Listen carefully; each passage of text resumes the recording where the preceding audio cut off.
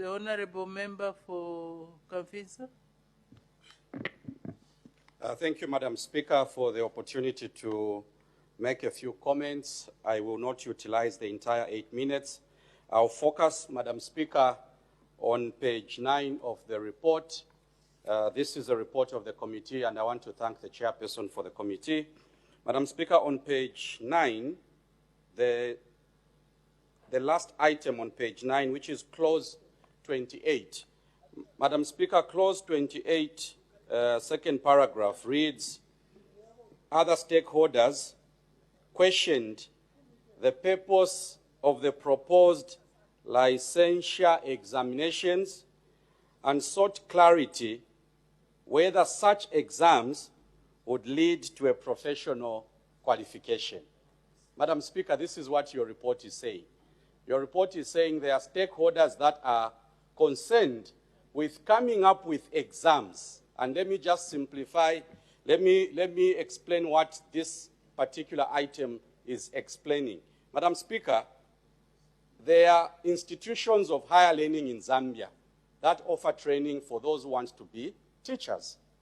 And I don't think that we have a problem in terms of the number of training institutions we have in Zambia. We have Nkurumah College, we have Koseko, which is now Mukuba University, where those who come out of grade 12, Madam Speaker, will pick a learning institution. They go and enroll. You pay the fees, you are equipped with skills, you are equipped with knowledge to go and become a teacher. From 1964 to where we are now, Madam Speaker, 61 years of independence. All of us who are seated here, Madam Speaker, and those that are out there in society have gone through the hands of a teacher. And here we are even able to speak very good English, Madam Speaker, prepared by the people who have been trained to be teachers. This clause is proposing that when you come out of grade 12, you enroll into a college, you are not ready to teach. That's what clause 28 is saying, that those who have a 3-year diploma in teaching or a 4-year degree in teaching, they are not ready to teach. That is what clause 28 is saying. It's proposing, Madam Speaker, that they need to be subjected to an exam. That is what this law is proposing, that after you acquire your degree or your diploma, you are still not ready to teach. But for 61 years, Madam Speaker, teachers have been giving us knowledge. Teachers have been giving us the skills, the ability to say, this is how you do your mathematics, this is how you do your biology, this is how you do your English, this is how you do your geography. That is how we have reached where we are, Madam Speaker. And stakeholders are saying, and I'll read again, other stakeholders questioned the purpose of the proposed examinations and sought clarity whether such exams would lead to a professional qualification.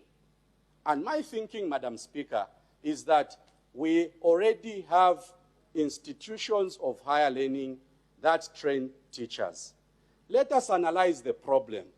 Is the problem the fact that there is no other exam we subject the teachers to? Or the problem is that the curriculum that is offered at these higher learning institutions is not good enough? Why should we ask people to go and sit for another exam to be teachers? Madam Speaker, teachers have already been doing their work. And I want to commend the teachers who have exercised professionalism.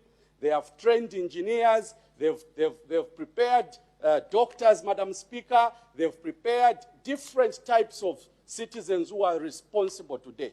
Why should we subject such hardworking men and women to another exam? Unless it's a professional qualification, which will serve another purpose. But if it's for purposes of going to sit in class, to teach our children who are growing up in the rural part of Zambia, in the urban part of Zambia, let the current qualification suffice.